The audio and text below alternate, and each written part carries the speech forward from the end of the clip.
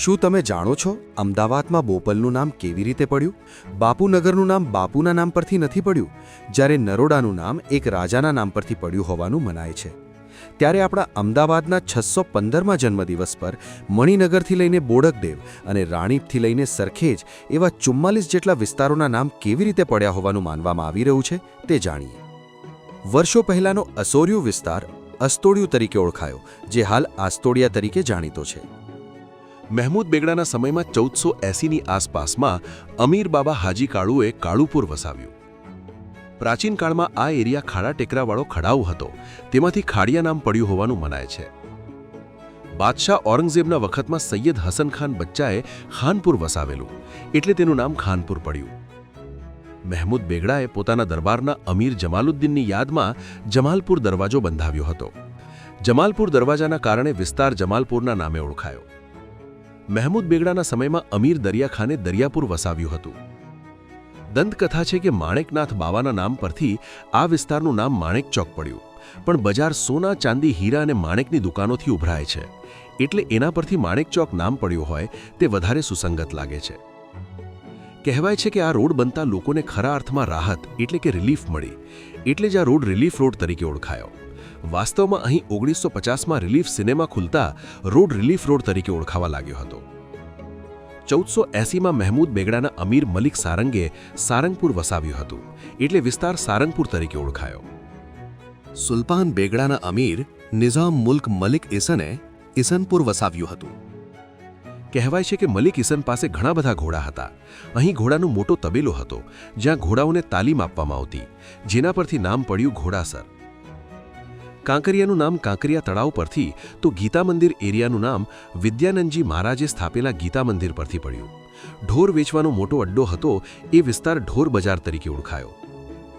શાહ આલમ સાહેબે વસાવેલું રસુલાબાદ એટલે આજનું શાહ આલમ. તેની નજીકમાં ખામંદરોલપુર હતો, જે આજે દાણી લીમડા તરીકે ઓળખાય છે. મુઘલકાળ સમયે અહીં આંબાના વૃક્ષોની મોટી વાડી વવાથી ગામનું નામ અમરાઈવાડી થયું હોવાનું મનાય છે.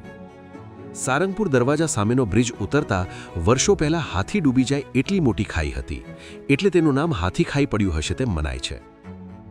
રખિયાલ આશાવલના સમયમાં રખિયાલી નામનું ગામ હતું, એટલે તેનું નામ રખિયાલ પડ્યું. નરોડા નળ રાજા અને દમયંતી રાણીની નગરી હોવાની માન્યતા છે. ગામની નજીકમાં આવેલી ટેકરીનો નળ રાજાની ટેકરી તરીકે ઉલ્લેખ કરવામાં આવતો. બીજી લોકકથા મુજબ નરપતસિંહ ઓડા નામના રાજાએ આ ગામ વસાવ્યું હતું. નર અને ઓડાની સંધિ થતાં નરોડા નામ બન્યું હશે. કુબેરનગરથી શરૂ થતી રેલવે નરોડા સુધી પહોંચતા વચ્ચે જે સ્થળે ફક્ત બોર્ડ એટલે કે પાટિયાથી ટ્રેન ઊભી રહેતી, એની નજીકનો વિસ્તાર નરોડા પાટિયા તરીકે જાણીતો થયો. મણિનગરનું નામ પડ્યું શેઠ મણિલાલ રણછોડદાસના નામ પરથી. તેમણે બહેનના દીકરા માણેકલાલને દત્તક લીધેલા, જેમણે મણિનગર વસાવ્યું હતું. આટલું જ નહીં, મણિલાલ શેઠની પ્રથમ પત્ની કૃષ્ણાબાના નામ પરથી કૃષ્ણાબાગ, બીજી પત્ની ધનલક્ષ્મી બહેનના નામ પરથી ધનલક્ષ્મી સોસાયટી, સૌથી મોટા પુત્ર પરમાનંદના નામ પરથી પરમાનંદ સોસાયટી અને નાના પુત્ર રામકૃષ્ણના નામ પરથી રામબાગ અસ્તિત્વમાં આવ્યા. આઝાદી પછી ઇનામદાર કુબેરભાઈ મોદીની જમીનમાં સમાજસેવક ઠક્કર બાપાના નામ પરથી નવી વસાહત બની, જે ઠક્કર બાપાનગર કહેવાયું. બાપુનગરની નજીકમાં ઠક્કર બાપાનગર નામનો વિસ્તાર છે, જે વિકાસ પામતા બાપાનગર પરથી બાપુનગર નામ અસ્તિત્વમાં આવ્યું હોવાનું કહેવાય છે. મુઘલકાળમાં આ વિસ્તારમાં શાહીબાગ નામનો શાહી બગીચો હતો. બાદશાહ શાહજહાંએ અહીં મોતીશાહી મહેલ બંધાવ્યો હતો, પણ લોકોને શાહીબાગ પેલેસ નામ મોંઢે ચઢી ગયું ને આ વિસ્તારનું નામ પડ્યું શાહીબાગ. સરસપુર સૈયદરાબાદ નામનું પરુ હતું. એક સુંદર પરુ હોવાથી તે સરસપુર તરીકે ઓળખાયું. કુબેરભાઈ મોદીની જમીનમાં કુબેરનગર નામની મોટી વસાહત ઊભી થઈ. કુબેરભાઈના સરદાર પટેલ સાથે સારા સંબંધો હતા, એટલે કુબેરનગરની નજીકમાં જે વસાહત વિકાસ પામી તેનું નામ પાડ્યું સરદારનગર. પ્રાચીન કાળમાં તે અઠ્ઠાલય, અઠ્ઠાલીજ કે અડાલીજ તરીકે ઓળખાતું, જે અપભ્રંશ થઈને અડાલજ બન્યું હશે. શહેરનો વિકાસ નદીની પશ્ચિમ બાજુ વધતા સાબરમતી આશ્રમથી કોચરબ આશ્રમ તરફ જતો માર્ગ આશ્રમ રોડ તરીકે ઓળખાયો.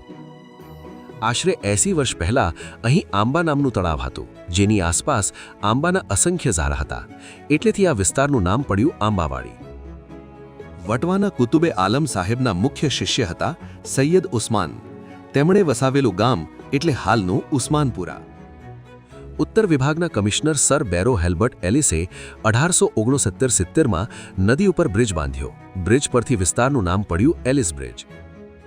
કહેવાય છે કે વર્ષો પહેલાં અહીં ચોકિયાતોનું કામ કરતા આરબો રહેતા હતા, જે સમય જતાં કૂચ કરીને જતા રહ્યા. કૂચે આરબનો અપભ્રંશ થયો ને નામ પડ્યું કોચરબ.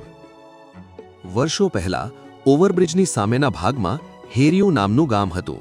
ત્યાં ચંદન તળાવડી પાસે નવો વસવાટ ઊભો થતાં વિસ્તાર ચાંદલોડિયા તરીકે ઓળખાયો. ઐતિહાસિક માહિતી મુજબ સુજાત ખાની સુબાગીરીમાં નવરંગ મ્યાણે નવરંગપુરા વસાવ્યું હતું. અમદાવાદના છેવાડે આવેલા આ ગામમાં નરનારાયણ સ્વામિનારાયણ ભગવાનનો વાસ થતાં આ સ્થળનું નામ પડ્યું નારણપુરા. બોડાણા ભગત જ્યારે દ્વારકાથી ડાકોર જતા હતા ત્યારે આ ગામમાં મહાકાળી માતાના મંદિરમાં રાત રોકાયા હતા, જેથી આ ગામનું નામ કાળક્રમે થયું બોડકદેવ. વર્ષો પહેલા વસ્તાજી ઠાકોરે આ ગામનું તોરણ બાંધતા ગામ વસ્તાપુર તરીકે ઓળખાયું, જે અપભ્રંશ થઈને બની ગયું વસ્ત્રાપુર. સંવત 1372માં શાંતાજી ઠાકોરે જ્યારે આ ગામની થાંભલી રોપી ત્યારે અહીં બોપલા દેસાઈનો નેસડો હતો. લોકો કહેતા, અમે બોપલાના નેસડે રહીએ છીએ, ને બોપલા ગામ બોપલ તરીકે ઓળખાયું. રાણાજી ઠાકોરે 1408માં અહીં ગામ વસવાટનું પ્રથમ તોરણ બાંધ્યું હતું. આગળ જતાં તે રાણેપ તરીકે ઓળખાયું. 1936માં સરઢવ ગામના મગનલાલ પટેલે અહીં જમીન ખરીદી 20 ઘરોની ચાલી બનાવી વસવાટ શરૂ કર્યો, જે હાલ મગનપુરા તરીકે ઓળખાય છે. વાડજનું પ્રાચીન નામ હતું વીરપુર. વાડ સીમા વિનાના વીરપુરનું નામ સમય જતાં અપભ્રંશ થઈને વાડજ થયું હોવાનું મનાય છે. સુલતાનના સમયમાં અહીં કુંભાર ભાઈઓનો માટીના વાસણો બનાવવાનો અને વેચવાનો મોટો કારોબાર હતો. લોકો વ્યવહારમાં આ ગામને વાસણો કહીને ઓળખતા, જે સમય જતાં વાસણા થઈ ગયું. સાબરમતી નદીના કિનારે વસેલો વિસ્તાર સાબરમતીના નામે ઓળખાયો. સેટેલાઇટ એટલે કૃત્રિમ ઉપગ્રહ. જોધપુર ગામની નજીક ઇસરોનું સ્પેસ એપ્લિકેશન સેન્ટર આવેલું છે, જ્યાં નજીકમાં જે વસાહત સ્થપાઈ એ સેટેલાઇટ તરીકે ઓળખાઈ. 16 જેટલી જ્ઞાતિઓનો ગામ હોવાથી સોલા તરીકે ઓળખાયું. ગામના વસવાટની શરૂઆતથી સૂજ, સંપ અને શાણપણથી બધા લોકો સુમેળથી રહેતા હોવાથી તે 16 આની ટચ જેવું સોલા ગામ કહેવાયું. સરખેજનું મૂળ નામ શ્રી ક્ષેત્ર હતું, જેનો ઉલ્લેખ સાબરમતી મહાત્મ્યમાં પણ છે. બાદશાહ અહેમદ શાહના ગુરુ અહેમદ ખટ્ટુ ગંજબક્ષ સરખેજની સીમમાં વસ્યા, જ્યાં તેમનો મકબરો બનાવવામાં આવ્યો અને વિસ્તાર મકરબા તરીકે ઓળખાયો. વાસણાના વાસણોથી લઈને સેટેલાઇટના સ્પેસ સેન્ટર સુધી આ છે આપણું અમદાવાદ. શહેરમાં વર્ષોથી રહેતા લોકોને પણ કદાચ આના વિશે ઓછી માહિતી હશે. જો તમને આ માહિતી રસપ્રદ લાગી હોય તો તમે કયા વિસ્તારના છો તે કોમેન્ટ કરજો.